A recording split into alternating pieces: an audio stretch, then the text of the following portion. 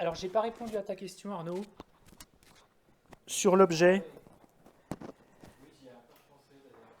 Est-ce que l'objet doit bouger ou pas?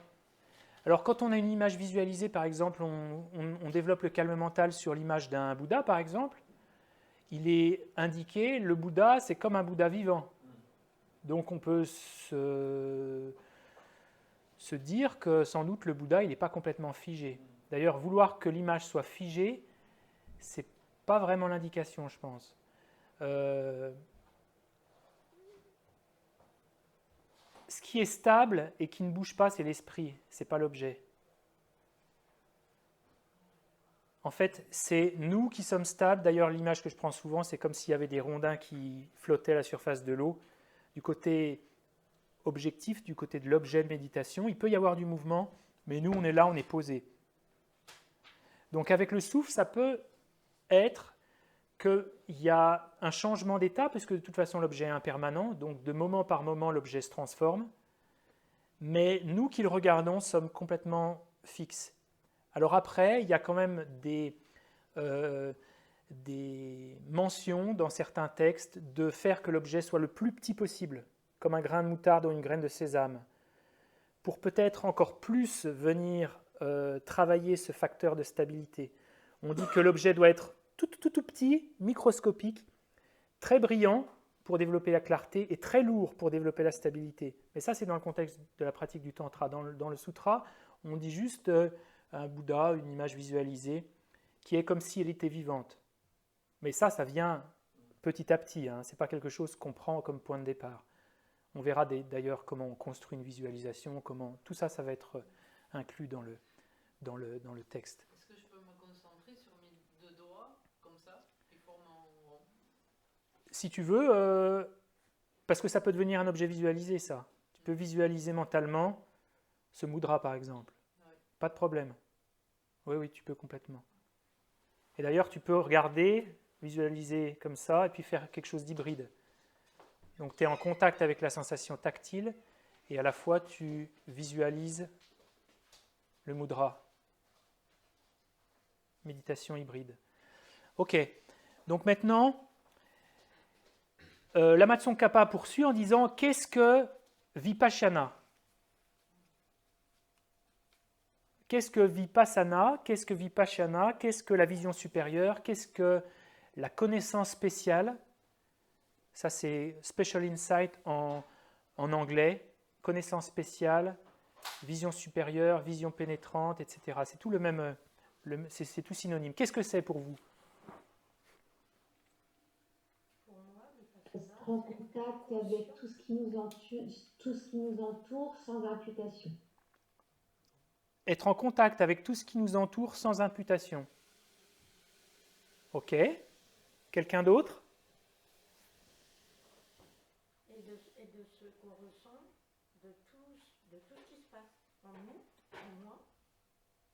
Ça peut être... Alors, on ressent tout ce qui se passe en nous, en moi, à l'extérieur. Même les pensées.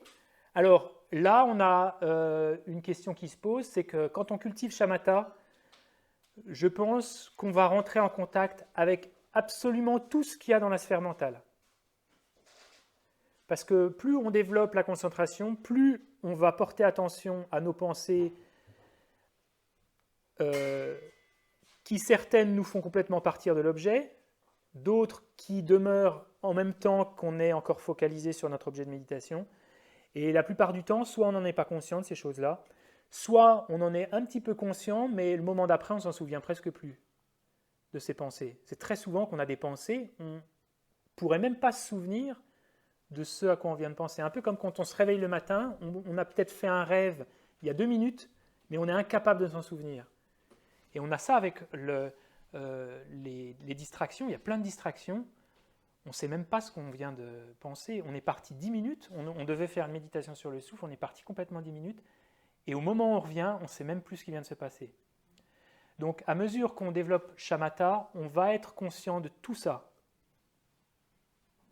Donc il va falloir aussi rester fermement, solidement amarré à notre objet de méditation, parce qu'il ne va pas falloir s'engager dans la rumination, disant « Ouais, mais François, tu penses toujours la même chose, Tout ça, il va falloir les laisser de côté. Donc si le fait de porter attention au contenu de la sphère mentale, c'est l'activité de Vipassana, eh ben, on voit là que ce n'est pas le cas. Parce que c'est ce qu'on fait dans Shamatha aussi. Donc ce n'est pas la caractéristique qui vient définir ce que c'est que Vipassana.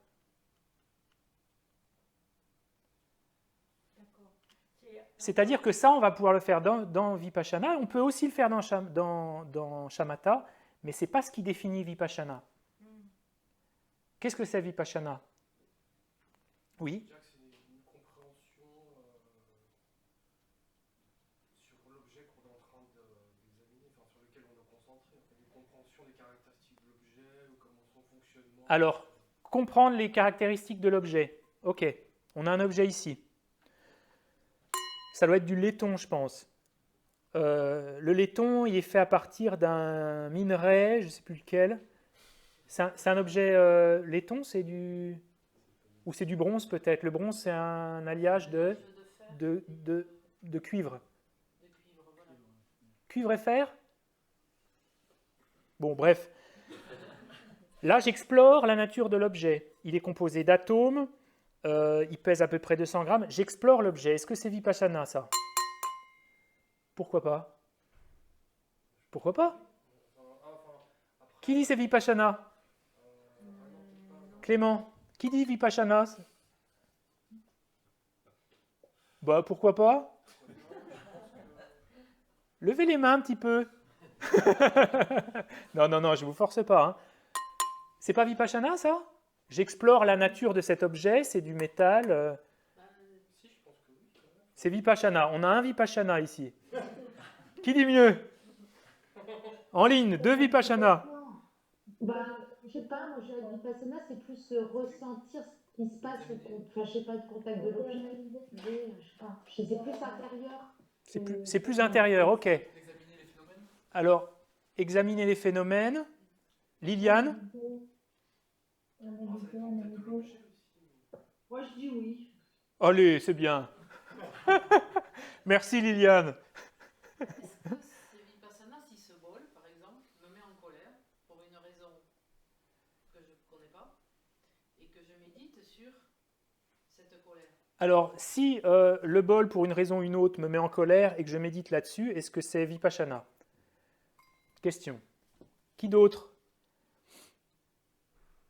Qu'est-ce que la colère? Oui. Est-ce que comprendre la colère, méditation sur la colère, c'est Vipassana aussi? Non? Oui, Non, c'est ma colère à moi, c'est ce que je ressens. Ok. C'est ma colère à moi, c'est ce que je ressens. Ok, d'accord. C'est comprendre la nature de l'esprit. Comprendre la nature de l'esprit, ce que c'est Vipassana.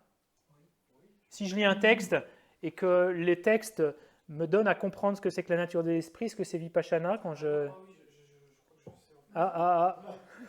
C'est quand l'objet, c'est la nature de la réalité.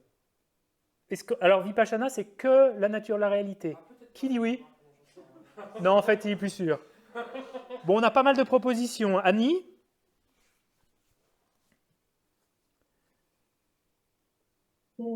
je pense une analyse sur des différents sujets concernant l'esprit, mais pas que, concernant les émotions également. Analyse approfondie de la compassion, de l'amour. Une analyse approfondie. Ok. Alors, vous doutez pas, mais si ça vient après dans le thème Shamatha, c'est qu'il y a une raison pour ça. Vipassana, c'est comme Shamatha. Il y a à la fois la culture, ce qui nous emmène vers Shamatha, et l'accomplissement de Shamatha. Mais Shamatha, moi quand je médite sur le calme mental et que je n'ai pas atteint Shamatha, c'est pas Shamatha dans mon esprit. C'est pas du tout Shamatha dans mon esprit. Mais je pratique pour aller vers Shamatha. Vipassana, c'est la même chose. Vipassana, c'est un état quand même particulièrement perceptif.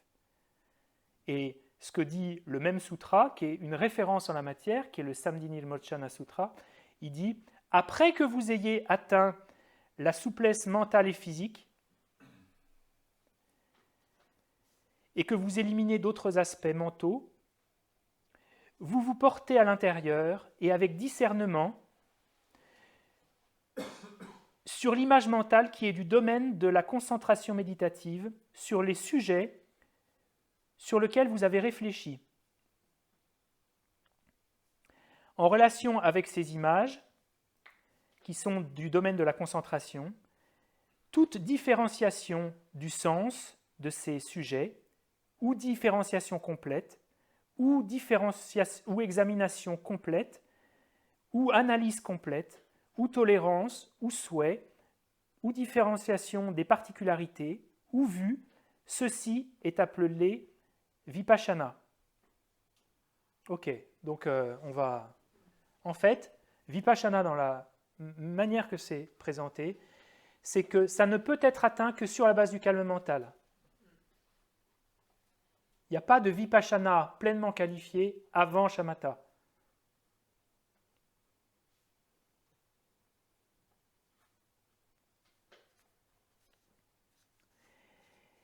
Et pourquoi je présente ça, et pourquoi Lama Tsongkhapa présente ça dans un première approche de ce que c'est que shamatha, c'est qu'il va falloir qu'on fasse la différence entre peut-être moins vipassana shamatha qu'entre méditation analytique et méditation de placement.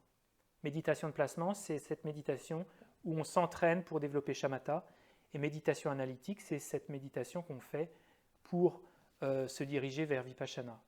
Ok. Méditation analytique, d'ailleurs, on va raffiner un peu le sens de ce que ça veut dire. Mais en fait, vipassana, c'est une fois qu'on a atteint le calme mental, on est totalement focalisé en un point sur notre objet de méditation et on va commencer à le comprendre.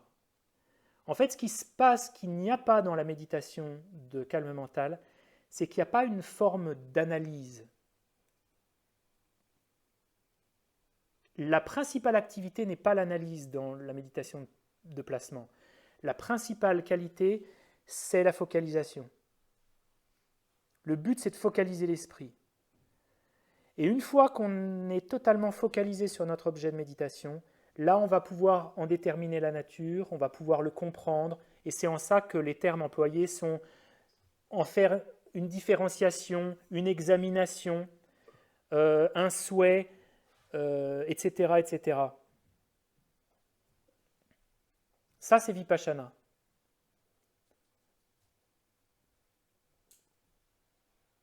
Qui est un état extrêmement perceptif, conjoint avec le développement de shamatha, qui fait que les choses sur lesquelles on va porter notre esprit vont être très transformatrices, parce qu'elles seront conjointes à une énorme clarté mentale et une énorme stabilité.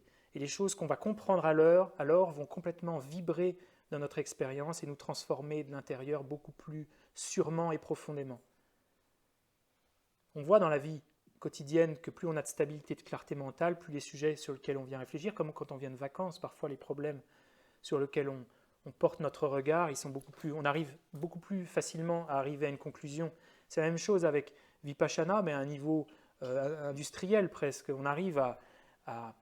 Avec vipassana, on arrive à porter notre esprit sur des choses et les comprendre avec beaucoup plus de force. Un autre sutra qui s'appelle le sutra du joyau des nuages, du nuage des joyaux, pardon. La sérénité, c'est l'attention en un point.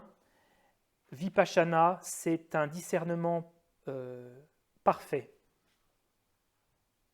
Et je pense que discernement, c'est plus juste que de dire méditation analytique ou analyse. Parce que parfois, il n'y a pas besoin d'avoir beaucoup d'analyse pour comprendre profondément quelque chose. Parfois, en le regardant juste un peu, mais on a une forme de pondérer quelque chose, de différencier, ce qui n'est pas du tout le cas dans shamatha. Shamatha, le but, c'est simplement se focaliser en un point.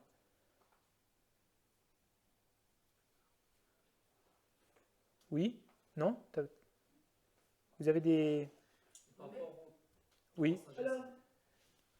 Alors, par rapport aux trois sagesses, oui? Par exemple, Alors, attends, excuse-moi, Liliane. Il y a Julien. Désolé. Juste après. Par rapport aux trois sagesses, donc ça veut dire que la troisième sagesse, ce serait plutôt vipassana. Tu de shamatha sur l'objet que tu as fait d'écoute et de réflexion. Alors, vous avez entendu la question? Non. Alors, il dit que Vipassana, alors c'est la troisième sagesse, c'est la sagesse qui est née de la méditation. C'est ta question. En fait, la sagesse qui est née de la méditation, elle vient avec le calme mental. On n'a pas de sagesse qui est née de la méditation avant le calme mental. On peut méditer, mais ce n'est pas de la sagesse qui est née de la méditation. D'ailleurs, maintenant, il va falloir qu'on parle qu'est-ce que c'est que la méditation. C'est quand même un bon point de départ, ça. Hein. Qu'est-ce que c'est que la méditation? Parce que si on a l'impression que la méditation, c'est juste se vider l'esprit, ce n'est pas nécessairement ça. Si on a l'impression que chaque fois qu'on réfléchit, ce n'est pas de la méditation, ce n'est pas non plus nécessairement ça. Il va falloir être clair sur quel est le périmètre, non seulement de Vipassana et de Shamatha, mais maintenant, quel est le périmètre de la méditation? Quand est-ce qu'elle commence, la méditation? Et vous allez voir, ce n'est pas aussi clair hein, que ce qu'on croyait. Oui? Donc, alors, Vipassana, reprenons le bol. Est-ce que je peux faire une méditation Vipassana juste sur ce bol si ce bol est un objet complètement neutre qui est pour moi où est le sens? Alors, on peut dire que si toi, tu as atteint Shamatha, Oui, et que tout à coup, tu poses ton attention sur le bol, oui, et que tu essaies d'en déterminer la nature impermanente, par exemple, et que tu comprends l'impermanence subtile qui est que chaque moment, le bol se désintègre et donne naissance à son moment d'après, en fait, qu'il n'y a rien qui demeure, même l'espace d'un milliardième de seconde. Si tu comprends cette impermanence-là, on peut dire que tu développes Vipassana. En fait, tu viens explorer la nature de quelque chose sur la base d'avoir atteint Shamatha. En fait, quand tu as atteint Shamatha, tu le fais, ton esprit peut se focaliser en un point, et après, il va falloir réapprendre à conduire une forme de raisonnement, de discernement, avec cet esprit extrêmement clair et extrêmement stable. Et ce n'est pas tout à fait facile au départ. En fait, Vipassana, c'est atteint quand ton analyse, ta compréhension, peut générer la double souplesse et la double félicité. Ça, c'est vraiment la définition la plus standard, en fait. Avant, c'est ta focalisation qui va générer la double souplesse et la double félicité. Mais si ton analyse et ton discernement peut induire en toi la génération de la double félicité et la double stabilité, c'est Vipassana. J'ai pas compris. C'est Vipassana qui entraîne dans ce cas-là la double félicité. Oui, ouais. La double souplesse. En fait, tu viens aspirer les qualités du calme mental à l'intérieur d'une forme de discernement, de compréhension de la nature de la réalité, de compréhension des qualités, d'investigation, d'exploration, d'analyse. Donc là, en fait, ça se fait dans le sens inverse. Ça se fait un peu dans le sens inverse. Tu n'es pas forcément focalisé sur le calme mental, mais tu viens utiliser la focalisation que tu as développée à l'intérieur d'une forme d'analyse. Ça, c'est Vipassana. Mais avant ça, ça ne veut pas dire que essayer de comprendre la nature de la réalité, la nature de notre esprit, ce ne soit pas une pratique de Vipassana pour aller vers Vipassana. Encore une fois, différence entre l'accomplissement et la pratique. C'est pareil pour Shamatha et Vipassana. Hein. Ce qui a le bienfait de quand même délimiter le standard c'est l'accomplissement, et ça n'empêche pas que nous on puisse le pratiquer à notre niveau. Mais on pratique une similitude, on pratique une ressemblance de Shamatha, on pratique une ressemblance de Vipassana. Mais il ne faut pas oublier que ce qu'on pratique, ce n'est pas le point d'arrivée, c'est pour aller à ce point d'arrivée qui est Vipassana. parce que finalement, Par exemple, disons que tu te mets en assise et puis tu es agité par un sentiment de colère, hein, qui est une émotion très mouvante et très active. Se focaliser ou essayer d'analyser la colère, où elle se situe, comment elle est venue, ce qu'elle représente dans ta personnalité, etc. Ça fait partie d'un travail préparatoire de contemplation, ou tu le situerais où? Ben, ça peut être une forme de réflexion. Et d'ailleurs, je rebondis sur ta question et je vais essayer d'y répondre assez indirectement. Qu'est-ce que la méditation? C'est quoi méditation? Où est-ce que commence la méditation? Concentration. Concentration. Est-ce qu'il faut nécessairement de la concentration à la méditation? Qui dit oui, levez la main. Non, réflexion. Est-ce qu'il faut un certain niveau de concentration pour méditer? Qui lève la main? Qui dit oui? Moi, je lève la main. Qui dit non? Qui ne se prononce pas? Qui ne se prononce pas? Ok. Tu ne te prononces pas? Moi, je dis non. Tu dis non.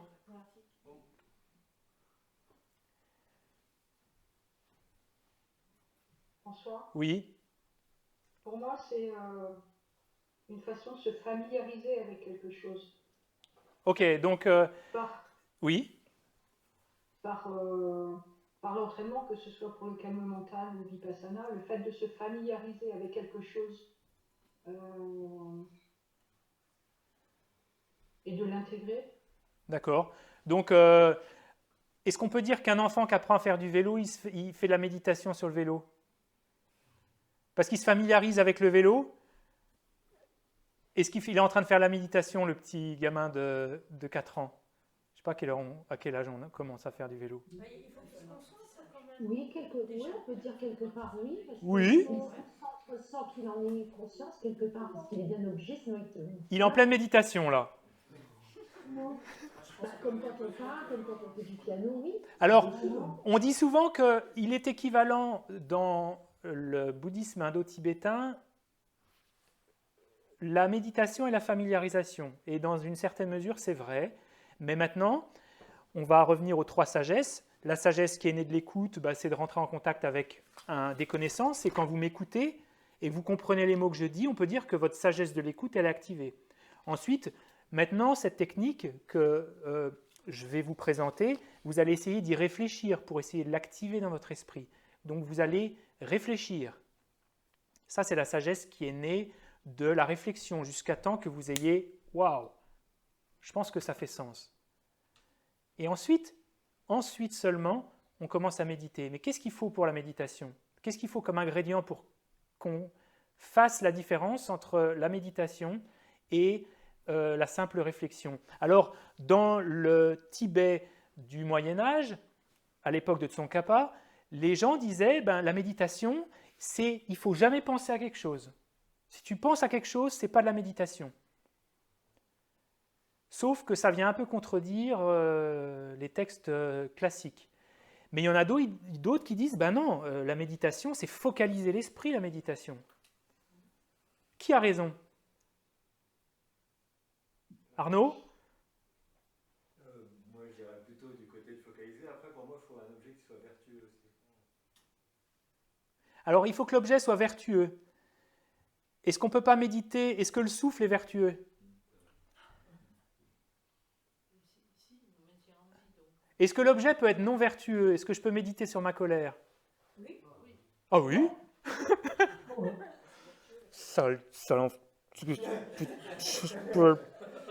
On est très fort pour ça. Hein. Je pense qu'on n'a pas besoin de prendre de cours pour méditer sur la colère. Hein. On y passe 2 heures avant de se coucher, ça se fait dans le lit, on devrait dormir. D'habitude, on essaie de méditer sur le souffle en position allongée, on s'endort, mais alors là, on se fait une super méditation, ça dure 1 heure, ça nous réveille la nuit, et là, on y va plein pot, là. Alors, celui-là, je vais lui dire, je sais ce que je vais lui dire. Je sais ce que je vais lui dire. Et là, on peut se dire, il y a une familiarisation de l'esprit sur un objet non vertueux. Enfin, l'objet, c'est le sujet qui est non vertueux, parce que c'est le facteur mental, c'est la colère qui est dans notre esprit. Mais est-ce que ce n'est pas de la méditation, ça? Mais sur la nature de la colère. Ah, d'accord, sur la nature de la colère, pour diminuer la colère. Ok. Sur la source de la colère. Mais quelle est la différence entre une réflexion et une méditation? Est-ce qu'il y en a une déjà? La méditation, ce serait aussi de sentir où elle est la colère, dans le corps, au niveau sensoriel, au niveau mental. Ouais, mais ça, j'ai envie de dire, on peut le faire dans la réflexion, ça même. Hein. Et ne pas se laisser entraîner par la colère, par ne pas être, j'ai pas le terme, ne pas être complètement empli de colère. Ouais. Si on est empli de colère, on ne peut pas méditer.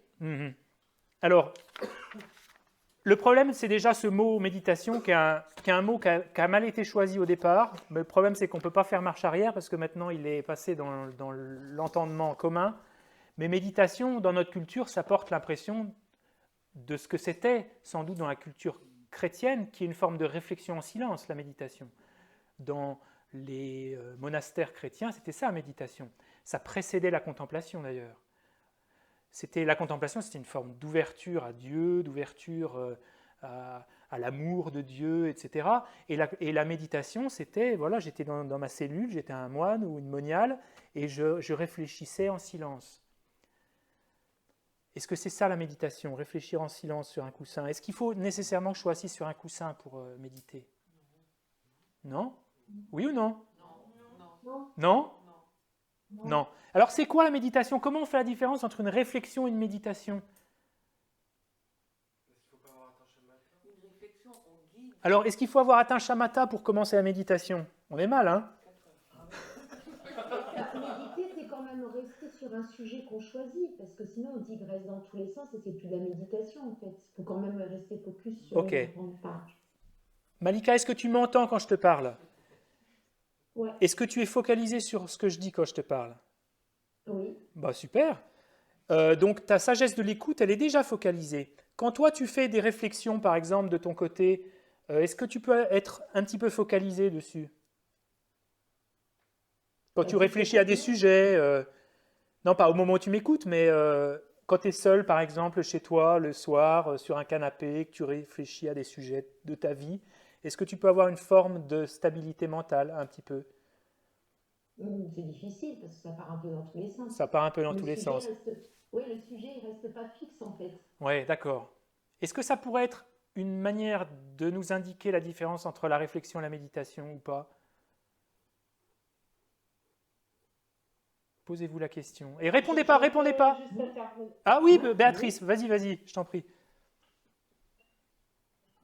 Oui, en fait, moi, je me demande si dans la réflexion, on ne fait pas trop intervenir en fait le mental.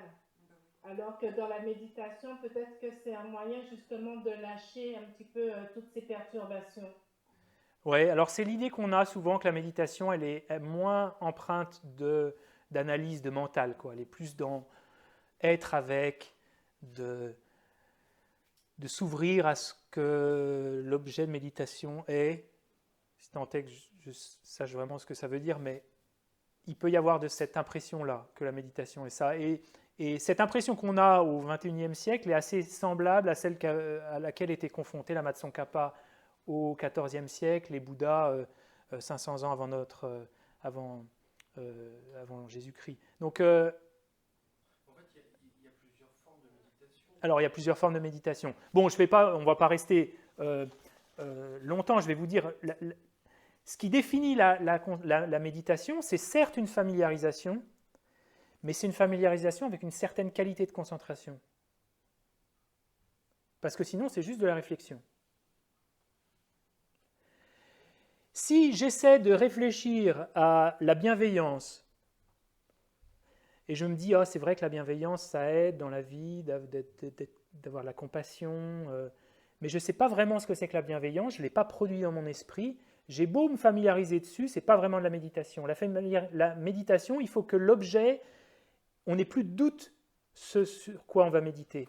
Si on a des doutes sur la vacuité, qu'on se dit bah, je fais une méditation sur la vacuité, non, on essaie de générer cette compréhension dans notre esprit. Donc il faut que l'objet soit familier, il faut qu'on arrive à le produire facilement à l'esprit. Mais ça ne suffit pas. Parce que sinon, dans des réflexions parfois que je fais, moi je sais ce que c'est que la bienveillance, je pourrais simplement dire, voilà, puissent tous les êtres être heureux, voilà, je vous souhaite tous beaucoup de bonheur, je vous souhaite d'avoir une vie pleinement remplie, d'être aimant, d'être à l'écoute. Est-ce que c'est de la méditation, ça? Ben, ça peut être de la méditation si je suis absolument concentré. Mais si je ne suis pas concentré, c'est juste une forme de réflexion.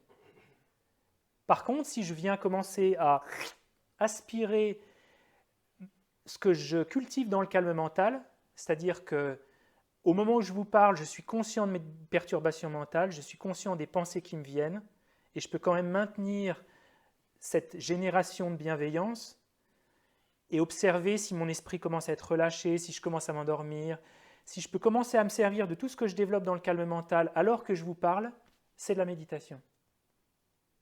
Parce que je me familiarise avec la culture de cette bienveillance, mais je le fais à travers une certaine qualité de concentration et d'attention.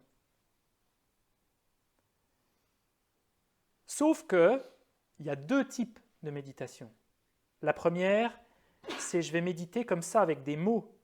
Et certains, vous pensez même, mais ce n'est pas ça la méditation, c'est en dehors du langage, c'est en dehors de la discursivité. Ben oui, mais d'abord, il va falloir commencer par la discursivité. Ça va commencer par passer par des mots. Voilà, je vous souhaite tous du bonheur, mais il y a un moment, cette émotion que je ressens, je ne vais plus avoir besoin de l'attirail du langage, des mots, pour la produire, pour la véhiculer. Et là, c'est la deuxième partie de la méditation, c'est la méditation de placement, c'est la méditation de shamatha sur la bienveillance.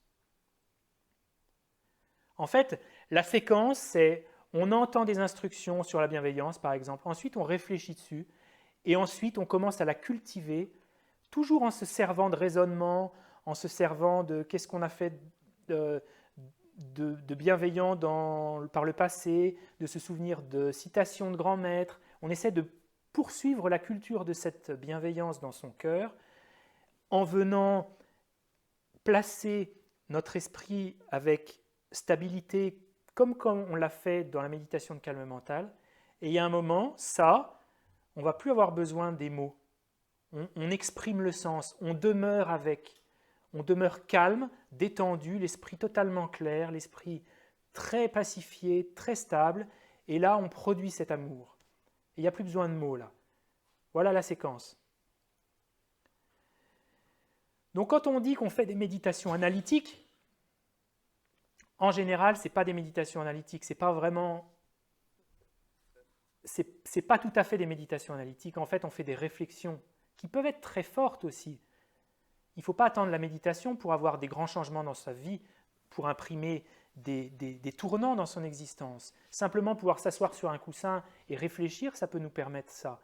Mais la méditation, c'est une fois que la chose elle a été validée, qu'on est sûr et qu'on n'a plus de doute, eh bien on vient se servir de tout ce qu'on a développé dans la culture du calme mental pour s'imprégner de cette chose-là. Et d'abord, ça se fait avec des mots, et ensuite, ça se fait sans l'entremise de mots. Ça se fait simplement en demeurant avec. Donc, méditation, la méditation est de 2 types. Méditation de discernement, où on vient utiliser des souvenirs, des anticipations de ce que pourrait être le résultat de nos actions. On appelle ça méditation analytique, mais je pense que c'est beaucoup plus riche de dire méditation de discernement. On vient différencier, se souvenir. Et puis ensuite, la méditation de placement où on demeure avec, sans plus le biais de mots et de langage intérieur. Vous voyez un petit peu la différence ? Ça, c'est la méditation. Gom en tibétain, bhavana en sanskrit. Donc l'impression selon laquelle la méditation de calme mental, il n'y a aucune espèce d'analyse, est-ce que c'est vrai ou pas ? Ça c'est le deuxième point hyper important, et quand on parle de points cruciaux pour le calme mental, ça en fait partie. Est-ce que shamatha et vipassana sont différenciés par le fait qu'il y ait de l'analyse ou pas ? Qui dit oui ? Oui. Qui dit oui ? Moi je dis oui. Est-ce qu'il y a de l'analyse dans shamatha ? Est-ce qu'il y a de la discursivité dans shamatha ? Qui dit oui ? Il y a de la discursivité dans shamatha ? La définition de shamatha, je vais la définition.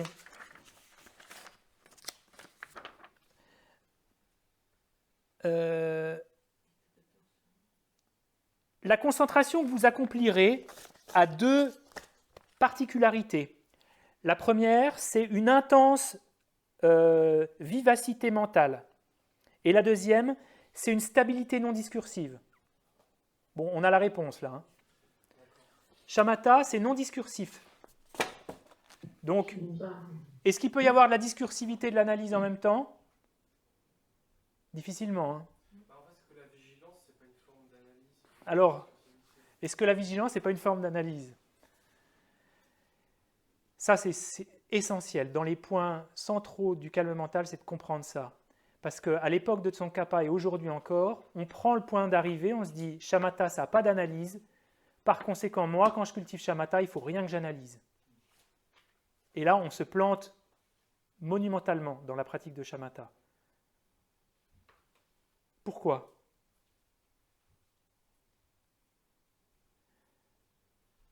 C'est vrai que le moment où on atteint le calme mental sur la bienveillance, on est avec cette bienveillance, il n'y a plus aucun attirail analytique, on exprime, on demeure avec, dans un esprit qu'on présente comme étant non-duel, parce qu'on n'arrive plus à faire la différence entre notre objet de méditation et nous-mêmes. Ça ne veut pas dire qu'elle n'existe plus, cette différence. Je ne vais pas dire est-ce que shamatha c'est conceptuel ou non conceptuel. Dans le bouddhisme, on dit tibétain, indo-tibétain, on dira c'est conceptuel, mais c'est non discursif. Mais en fait, c'est conceptuel parce qu'en fait, on a encore une image mentale. Mais ça, c'est un autre sujet. Mais en tout cas, il n'y a plus d'analyse à ce moment-là.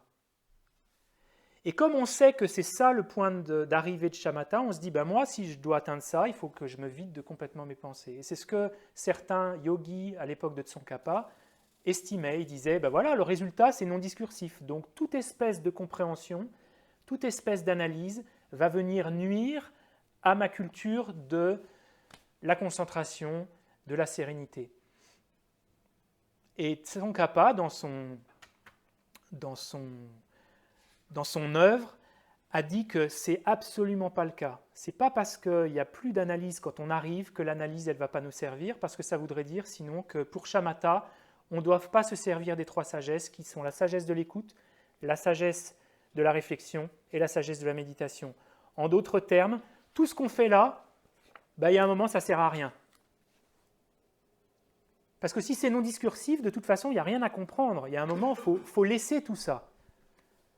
Donc ça ne va pas nous motiver de nous dire c'est non discursif et toute la pratique elle est non discursive. Si c'est non discursive, c'est exactement la même chose de se dire voilà, je commence à cultiver shamatha et là, il n'y a rien à faire. Il n'y a même pas de bouton à appuyer, conscience ouverte, je laisse les choses venir et après un certain laps de temps, qui à mon avis dans ce cas-là risque de durer plusieurs vies, vous avez peut-être la possibilité d'atteindre shamatha. Lama Tsongkhapa dit vous pouvez faire ça des vies entières, vous n'y arriverez jamais. Hein. C'est pas comme ça qu'on y arrive. Donc vous voyez que par cette compréhension parfois qu'on a de shamatha, on va venir empêcher certains leviers qui vont nous permettre d'atteindre cet état. Donc la différence entre shamatha et vipassana, c'est que vipassana, la fonction première, c'est d'explorer, d'investiguer. Et dans la sérénité, la fonction première, c'est la focalisation en un point. Mais ça ne veut pas dire, et je rebondis sur ce qu'a dit Cyril, que pour atteindre la sérénité, il ne faille pas qu'il y ait un petit peu d'analyse pendant la méditation. Pourquoi? Parce qu'il va falloir simplement reconnaître ce qui nous arrive pendant la méditation. Parce que si on ne veut absolument pas se servir d'analyse, on ne va pas savoir si on est en train de s'endormir, si on est excité, à quoi on pense, qu'est-ce que sont ces perturbations, est-ce qu'il y a un antidote, est-ce qu'il y a des choses à faire pour contrer ces choses qui me traversent pendant que je suis en train de méditer. Et ça, c'est tout le travail de la vigilance quand on médite. Il y a notre attention, notre pleine conscience qui est focalisée sur l'objet de méditation. Et en périphérie, il y a notre vigilance qui est une forme d'intelligence qui va essayer de piloter, de guider comme les poissons pilotes, qui va essayer de guider la baleine vers shamatha. Et toute l'activité qui est faite, c'est une activité d'analyse. Asanga, bon, je citerai plus tard ça, Mais il dit que la vigilance, c'est une forme d'analyse et d'exploration. Analyse-investigation. Donc là, point capital, c'est pas parce que shamatha est non discursif qu'il n'y a pas de la discursivité avant.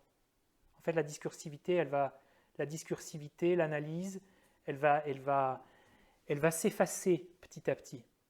Mais en tout cas, c'est celle qui va nous permettre de conduire l'esprit à la concentration.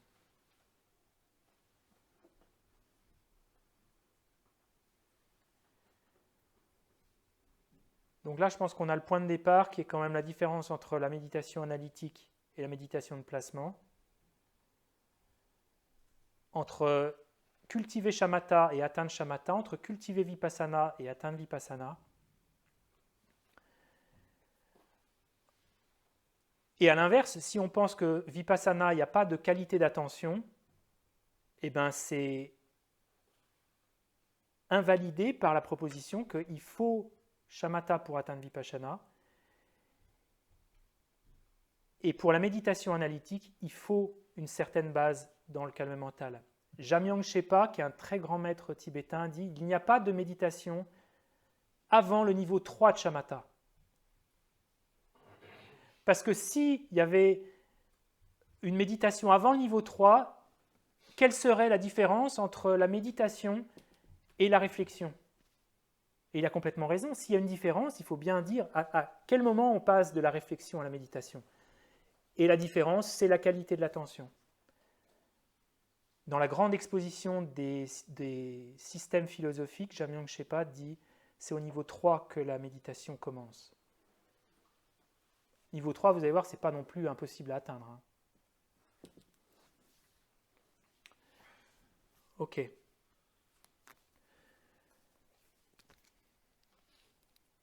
Donc maintenant, on va faire un petit test pour que vous saisissiez un peu, parce que ça va être une partie importante de ces journées, c'est qu'on fasse des tests. Là, on a le contenu. Maintenant, on va essayer de voir le test, voir la différence entre simplement produire quelque chose avec notre réflexion, avec notre langage intérieur, et être avec cette chose-là, pour que vous saisissiez un peu le point de bascule entre méditation analytique et méditation de placement. Même si ce n'est pas des vraies méditations, parce que pour l'instant, on n'a peut-être pas la qualité, mais en tout cas, je vous invite à prendre une position de méditation, une position confortable, tonique.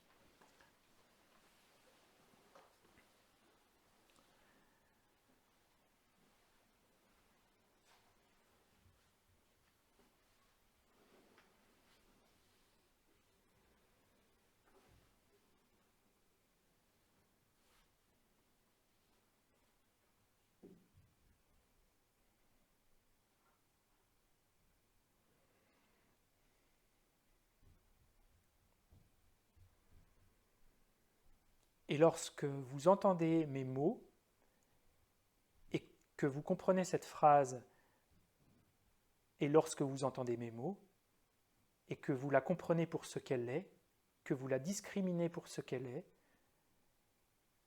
que vous n'entendez pas à l'inverse, et lorsque vous entendez mes miens ou mes mus, quand vous comprenez un mot pour un mot, que pas pour autre chose, alors votre sagesse est la sagesse qui est née de l'écoute,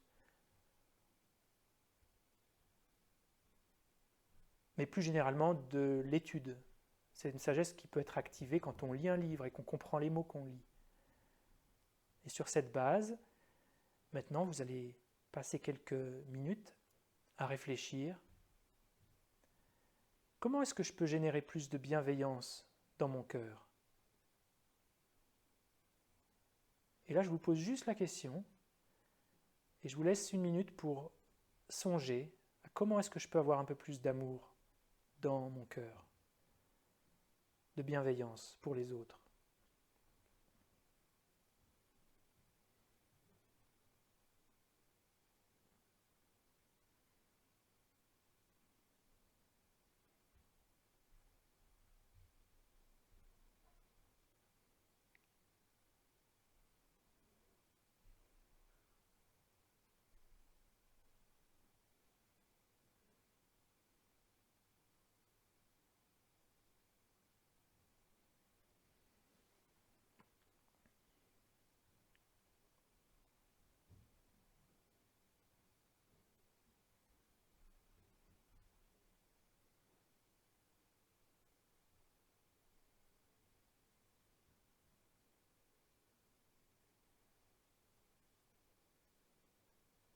et simplement observer, sans juger, sans vous dire, mais je ne sais même pas ce que ça veut vraiment dire.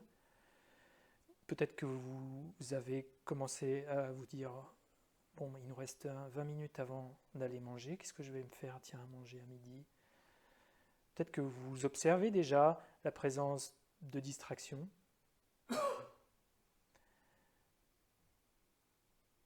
Peut-être que pendant 7 minutes et demie, vous vous êtes dit, bah oui, c'est vrai, comment est-ce que je peux faire pour générer plus de bienveillance dans mon cœur?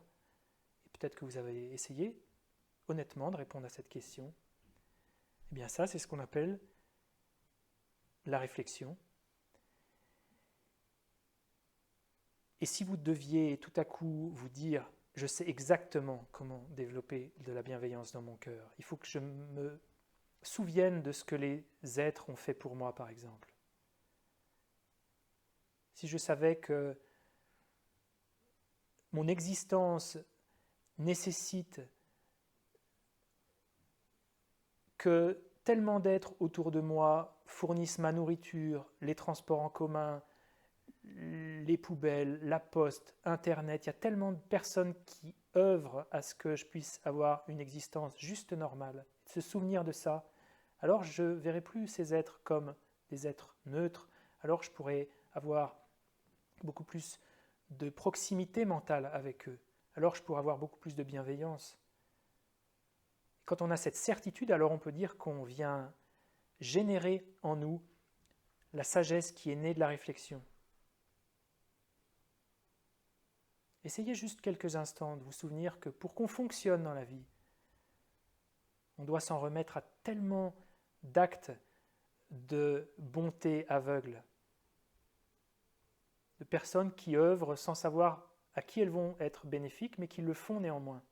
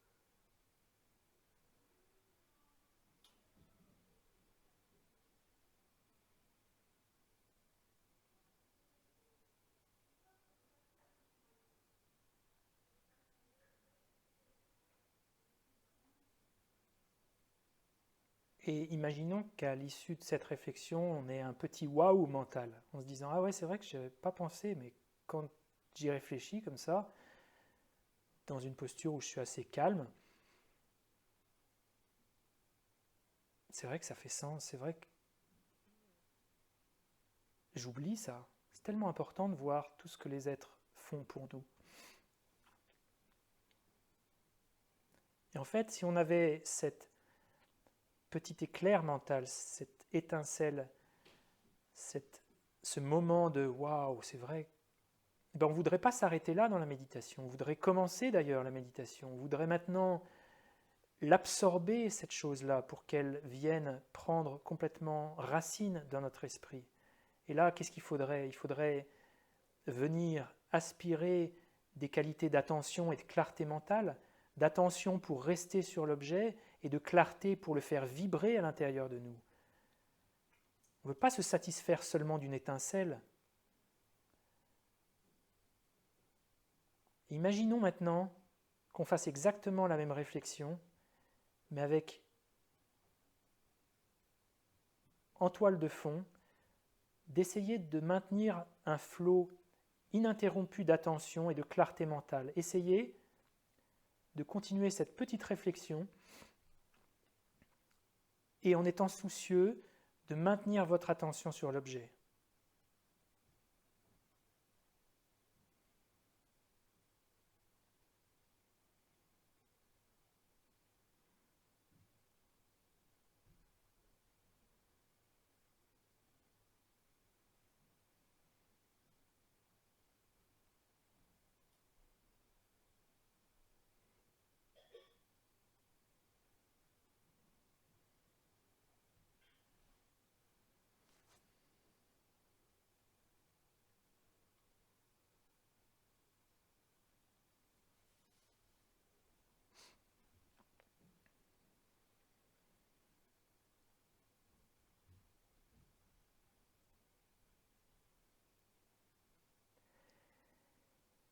Et là, vous pouvez avoir plein d'images dans votre esprit, de voir les personnes qui font le travail de nettoyage des rues, par exemple, et de penser, voilà, j'ai la gratitude pour ces personnes-là. Vous voyez que là, il y a besoin de changer d'image, de réfléchir, de penser, mais il y a toujours quand même peut-être un petit peu de cette gratitude derrière. Ça, c'est ce qu'on devrait faire quand on commence à méditer. Il y a toujours en toile de fond quand même un sentiment authentique dans notre cœur de gratitude, mais qui est produit par notre réflexion. Il ne vient pas naturellement. Ce n'est pas encore le temps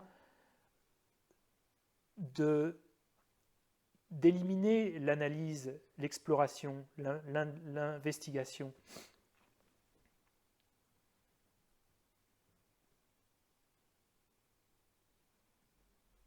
Et si on avait suffisamment de concentration, alors on pourrait faire ça pendant des minutes entières avec la qualité attentive de clarté, de stabilité qu'on a développée dans le calme mental. Imaginons comment ce serait.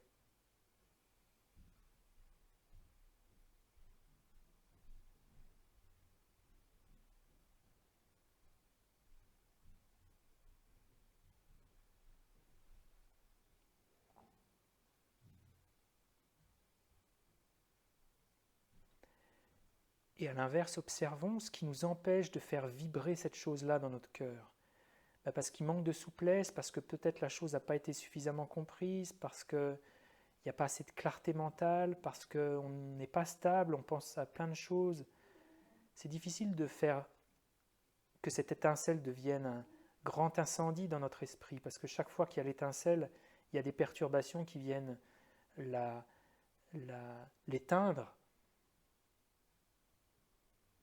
Il y a plein de choses qui empêchent la méditation. C'est pour ça qu'on souhaite développer plus de calme et de sérénité. Et puis vient un moment qu'on va simuler dans cette réflexion, mais qui doit venir assez naturellement, où on produit une forme de gratitude. Et là, je vais vous demander simplement de la produire en imaginant un être pour lequel vous avez une grande affection, que ce soit un être humain ou un animal. Et essayez de sentir la différence entre produire cette affection en souhaitant avec des mots à l'intérieur de votre esprit, voilà, je te souhaite d'être heureux, je te souhaite d'être en paix, etc. Et de voir si on peut produire cette émotion-là sans plus avoir besoin de mots, d'être simplement avec cette émotion-là de bienveillance. Faites le test.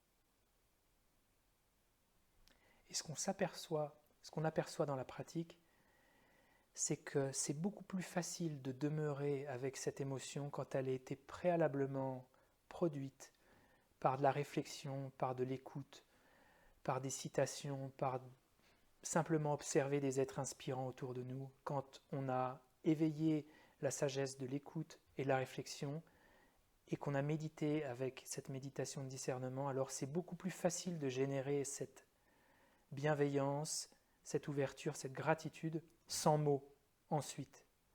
Parce qu'à l'inverse, si on commence juste par essayer de demeurer avec quelque chose qu'on n'a pas vraiment déterminé avant par le discernement, alors on a l'impression de rester avec un truc qu'on ne sait pas vraiment ce que c'est. On a du mal à savoir exactement ce qu'il faut faire, on a du mal à générer cette chose simplement.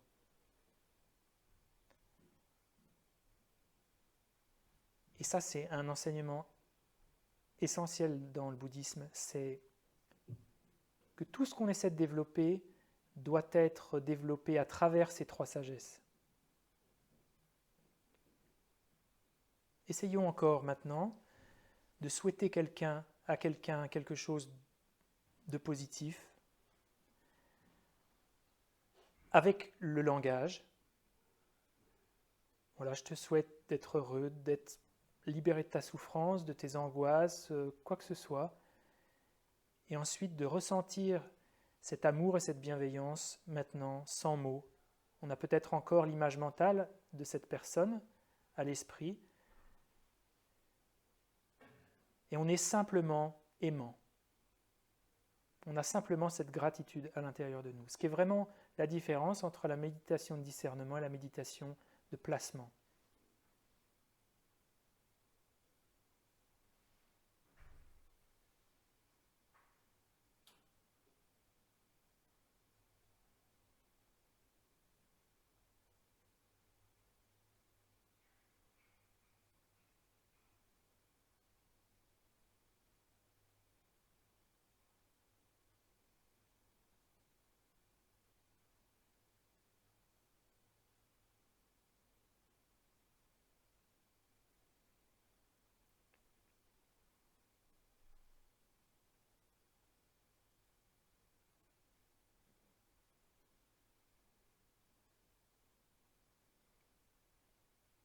Et si c'est dur à produire, c'est peut-être qu'il faut passer du temps à y réfléchir. Si c'est dur à produire, c'est peut-être parce qu'on manque de qualité d'attention. Donc c'est peut-être l'indication qu'à la fois il faut peut-être l'étudier un petit peu, ce sujet-là, et peut-être aussi de travailler les capacités attentionnelles de l'esprit. Mais plus on est concentré, alors plus on vient générer cet amour avec facilité, parce qu'on a l'esprit sur le bout des doigts, et plus la capacité à transformer notre esprit de fond en comble est garantie. Essayons encore de faire la différence entre les deux.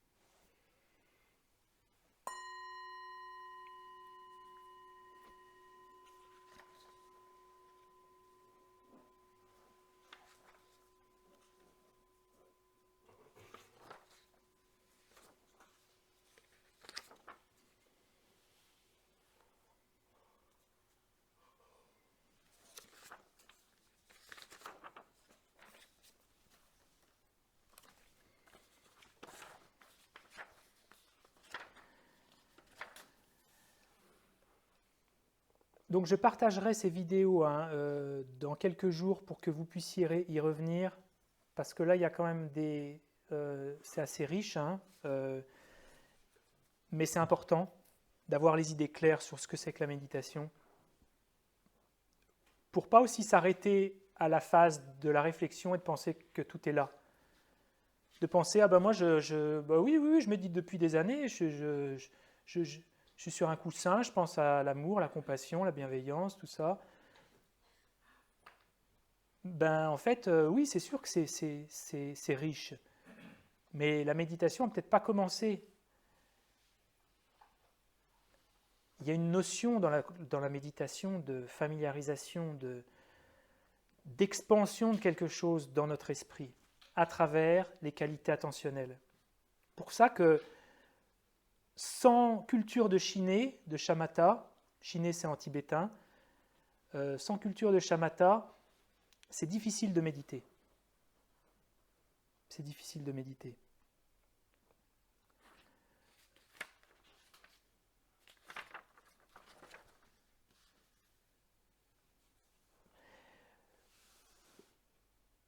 Vous voyez un petit peu le périmètre? Le périmètre de ces trois sagesses, le périmètre de la transformation d'état entre quelque chose qu'on a compris, quelque chose qu'on vient intégrer à travers les mots, puis ensuite sans les mots. C'est vraiment c'est vraiment la séquence. Hein. C'est vraiment la séquence. Oui? Dans ta vie quotidienne aussi, je pense que quand on a commencé à intégrer quelque chose, Ouais. On n'a plus les mêmes attitudes vis-à-vis. Ah oui, alors bien sûr, plus on a de capacité ascensionnelle, plus on arrive à intégrer le dharma dans sa vie. Parce que c'est pas juste un petit waouh qu'on a dans l'esprit, c'est un waouh qui dure des minutes ou des heures avec des qualités de stabilité, de clarté hors du commun. Donc évidemment que le résultat, c'est que ça transforme. Le but, c'est d'aller vite et de le faire bien et que ce soit fort. On veut vivre des expériences méditatives fortes parce que c'est celles qui vont venir transformer notre comportement beaucoup plus facilement.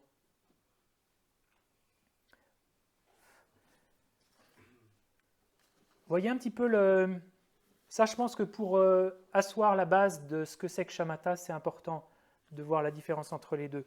Donc, la différence entre Shamatha et Vipassana ne se fait pas en termes d'objet. Ce n'est pas en termes d'objet qu'on comprend la différence entre les deux. Ça, c'est dans le Lamrim. Parce qu'on peut avoir Shamatha comme objet la vacuité, par exemple. Tout à fait, c'est quand même coton. C'est pas évident. Là, il va falloir s'accrocher. Parce que là, pour générer la vacuité, il va falloir quand même pas mal réfléchir, il va falloir être quand même assez doué, mais ce n'est pas impossible. On peut avoir Shamatha sur l'impermanence subtile, sur l'impermanence, etc. Donc ce qui distingue Shamatha de Vipassana, ce n'est pas le type d'objet. Ce n'est pas non plus un type de clarté et d'intensité de l'esprit. Parce que certains maîtres à l'époque de Lama Tsongkhapa disaient que Shamatha c'était sans grande clarté et Vipassana il y avait une grande clarté. Non. Shamatha, quand on atteint Shamatha, il y a une clarté intérieure exceptionnelle. Donc ce n'est pas non plus en termes de clarté que ça se définit. Ce n'est pas non plus en termes de est-ce que j'ai une expérience de félicité ou pas. Parce que dans les deux cas, on peut l'avoir.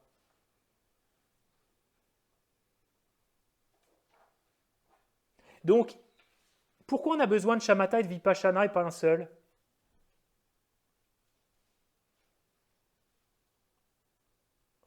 Bon, déjà, parce que Vipassana n'est pas produit s'il n'y a pas Shamatha, ça c'est quand même une raison.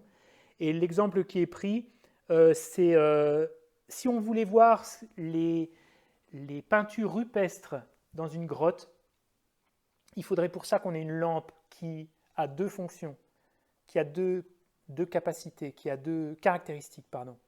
La première, c'est qu'elle est claire. Et la deuxième, c'est que la lampe, elle ne bouge pas. Donc si on veut comprendre la nature de la réalité, qui est la méthode pour transformer la souffrance, il faut qu'on ait cette lampe qui soit à la fois claire et stable.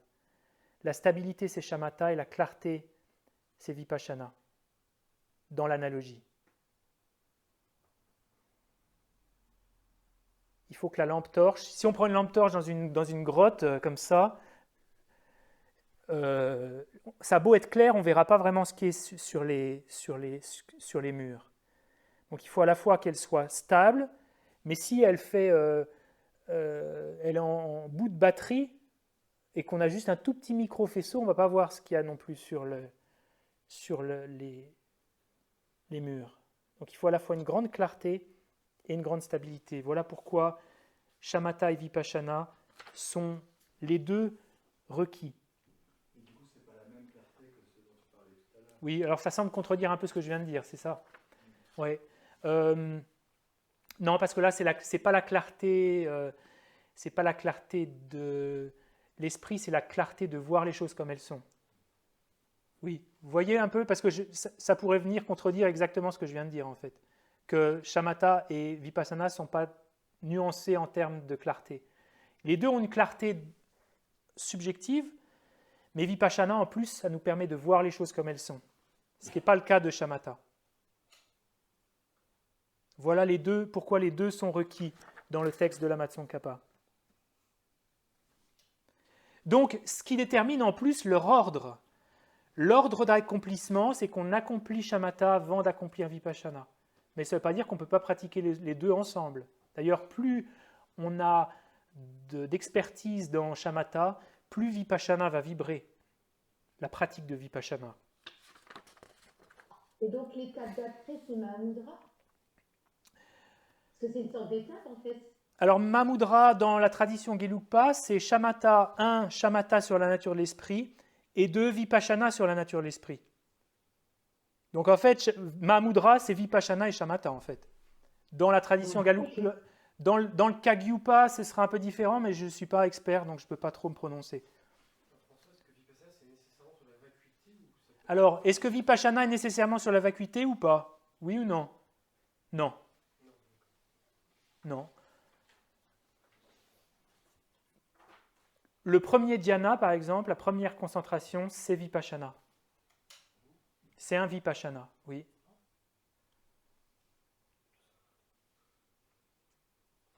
Parce que c'est la compréhension des problèmes du plan d'existence du désir.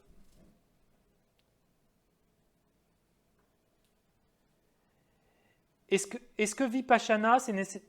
Quelle est la différence entre vipassana et shamatha? En fait, vipassana, c'est un peu la contraction de l'union du calme mental et de la vision supérieure. Donc dans vipassana, il y a nécessairement shamatha en fait. Ça, c'est important. Vipassana, ça implique nécessairement qu'il y ait shamatha. Vipassana, on peut le voir aussi comme l'union du calme mental, de shamatha, l'union de demeurer calme et de la vision supérieure.